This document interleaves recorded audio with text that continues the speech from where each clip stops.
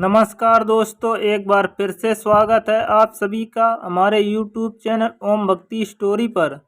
दोस्तों, आज हम सुनाएंगे राजकुमारी, राक्षस, चोर और बंदर की कहानी। अगर आप हमारे चैनल पर नए हैं तो प्लीज़ हमारे चैनल को सब्सक्राइब करें, वीडियो को लाइक करें और शेयर करें। बहुत पुरानी बात है।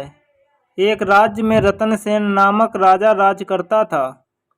राजा का राज दूर दूर तक फैला था और उसकी प्रजा भी बहुत खुशी थी। राजा की एक पुत्री थी। राजकुमारी को हमेशा एक डर सताता था कि कोई साकाल नाम का राक्षस उसका अपहरण कर लेगा। राजकुमारी के इस डर के कारण राजा ने राजकुमारी के महल में सैनिकों का बहुत बड़ा पहरा लगा दिया। एक दिन की बात है, एक राक्षस छुपा छुपा राजकुमारी के कक्ष में पहुंच गया और एक कोने में दुबकर बैठकर राजकुमारी की बात सुनने लगा। राजकुमारी अपनी सहेली से कह रही थी, यह दुष्ट साकाल मुझे बहुत परेशान करता है, इसका कुछ ना कुछ इलाज करना जरूरी है। राजकुमारी की बात सुनकर महल में छुपा राक्षस समझ गया कि राजकुमारी किसी बड़े दैत्य या राक्षस की बात कर रही है। शायद यह राक्षस उससे भी बड़ा है। किसी न किसी तरह इस राक्षस की शक्ति के बारे में जानकारी लेना चाहिए। इतना सोचकर वह राक्षस घोड़े का रूप धारण कर अस्त्रशाला में जाकर छुप गया। उसी रात एक चोर घोड़ा चुराने की नीयत से अस्त्रशाला में घुस आया। चोर ने अस्त्रशाला में सभी घोड़ों का निरीक्षण किया। सभी घोड़ों में उसे अस्त्र रूपी राक्षस की सबसे हट्टा कट्टा और सुंदर दिखाई दिया। वह घोड़े को चोरी करने की नीयत से उसकी पीठ पर चढ़ गया और उसकी लगाम उसने अपने हाथ में ले ली। अस्त्र रूपी राक्षस समझ गया कि यह अवश्य ही साकाल राक्षस है जो मेरी हत्या करने की नीयत से मेरी पीठ पर चढ़ गया है। अस्त्र रूपी राक्षस ने अपना रूप बदलने की कोशिश की, किंतु उसकी लगाम चोर के हाथ में होने के कारण वह अपना रूप नहीं बदल सका। चोर के हाथ से चाबुक खाते ही अस्त्र रूपी राक्षस दौड़ने लगा।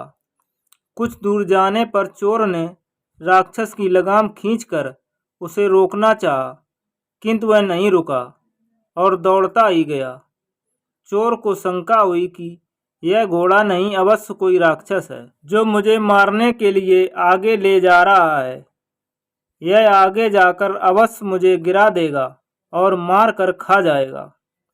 अस्त्र रूपी राक्षस दौड़ते दौड़ते एक विशाल वृक्ष के नीचे से गुजरा और चोर उस वृक्ष की शाखा पकड़कर लटक गया और अस्त्र रूपी राक्षस पेड़ के नीचे से गुजर गया।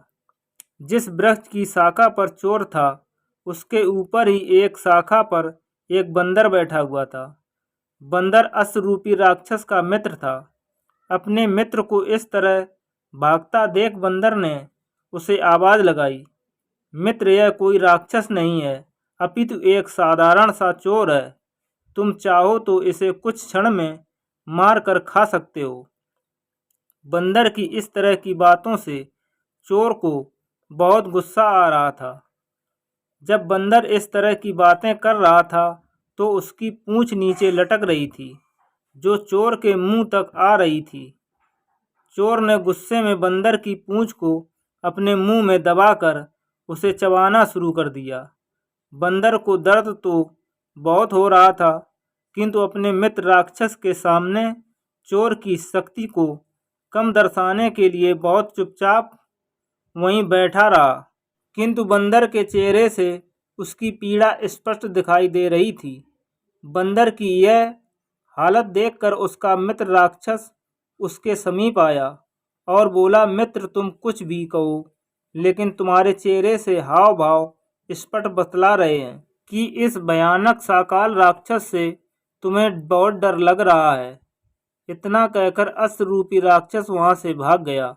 तो दोस्तों, अगर हमारी कहानी पसंद आई हो तो प्लीज़ हमारे चैनल को सब्सक्राइब करें, वीडियो को लाइक करें और शेयर करें। साथ ही बेल आइकन को ज़रूर दबाएं जिससे हमारी आने वाली वीडियो आप तक तुरंत पहुंच सके। धन्यवाद।